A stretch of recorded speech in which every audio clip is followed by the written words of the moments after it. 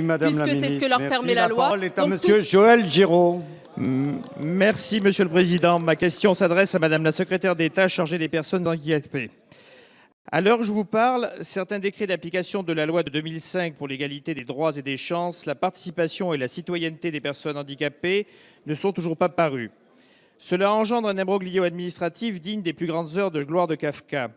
En effet, nous sommes toujours en attente des décrets d'application concernant la prestation de compensation du handicap, la PCH.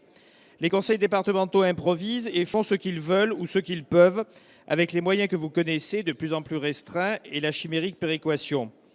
De 2007 à 2012, l'allocation adulte handicapé, revalorisée de 25%, est passée de 62 à 71% du SMIC. Aujourd'hui, l'augmentation de la hache est bloquée au montant de l'inflation. Dans le même temps, les nouvelles dispositions pour les chômeurs relatives à la prime d'activité ne sont toujours pas en place pour les travailleurs handicapés, au motif que le simulateur de la caisse d'allocation familiale n'est toujours pas opérationnel.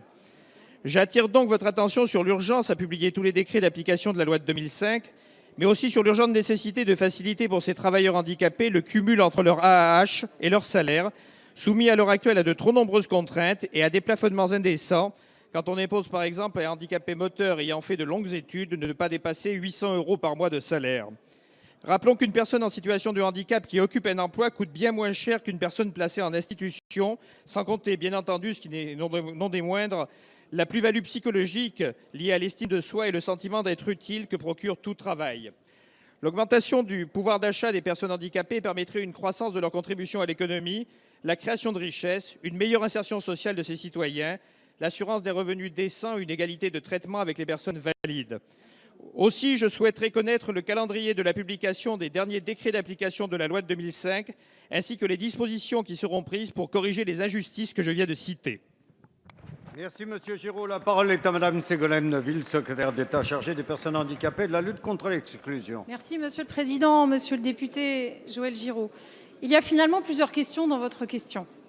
Mais je comprends que vous souhaitez m'interroger, entre autres, sur la question des ressources pour les bénéficiaires de l'allocation adulte handicapé et plus largement sur la question de l'accès à l'emploi des personnes handicapées. Alors oui, nous avons souhaité, avec Marisol Touraine, que la prime d'activité soit cumulable avec l'allocation adulte handicapé. Et je veux vous citer un exemple concret pour que les choses soient plus claires. Une personne handicapée qui vit seule et qui travaille et dont le salaire serait de 800 € net par mois, qui donc a droit, parce qu'elle est handicapée, à une allocation adulte handicapé de 231 € par mois, aura droit, si c'est le cas, à une prime d'activité de 136 € par mois. Donc on voit que le montant est plus important que ce qu'il y avait avec la prime pour l'emploi, parce que je vous rappelle qu'avec la prime pour l'emploi, c'était un maximum de 60 € par mois, une moyenne plutôt de 60 € par mois pour les travailleurs handicapés. Je veux vous rassurer parce que ce dispositif de la prime d'activité, il est d'ores et déjà opérationnel, y compris pour les travailleurs handicapés. Le simulateur dédié ne bloque en rien, d'ailleurs, il est accessible pour tous, y compris d'ailleurs pour les personnes aveugles et les déficients visuels. Et le versement de la prime interviendra au mois de septembre, mais le calcul sera rétroactif depuis le 1er janvier 2016. Vous n'avez donc aucune inquiétude à avoir sur le sujet. Concernant les textes à prendre ayant trait à la prestation de compensation du handicap qui était prévue dans la loi de 2005, un seul décret n'a pas été publié à ce jour. Et comme vous le soulignez, ce décret visant à limiter le reste à charge des personnes bénéficiaires de PCH à 10% de leurs revenus aurait dû être pris depuis très longtemps.